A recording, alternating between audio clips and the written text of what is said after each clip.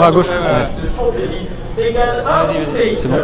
Guillaume Martin, c'est une course que vous appréciez particulièrement. Vous l'avez remportée en 2016 chez les Espoirs il y a un certain temps. Comment évaluez-vous votre forme à la veille de cette course que vous aimez tant?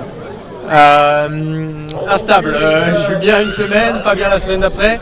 C'est à l'image de mon début de saison où j'ai eu des bonnes sensations de moins bonnes. Donc j'étais bien le week-end dernier, j'étais un peu moins bien sur la flèche, donc j'arrive avec un peu d'inconnu quand même sur ce Liège-Bastogne-Liège, mais avec néanmoins beaucoup d'envie. Ouais.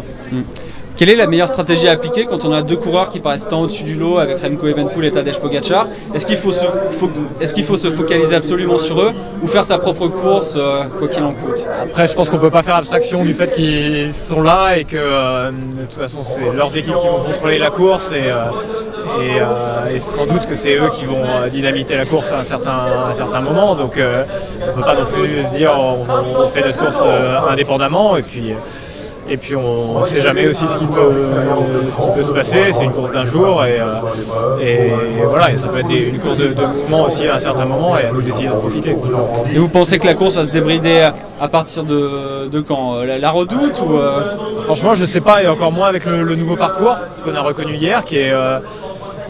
j'ai du mal à dire si c'est plus difficile, plus facile. Franchement, je sais pas. Ça va être intéressant à voir et à faire. Merci Guillaume. Merci.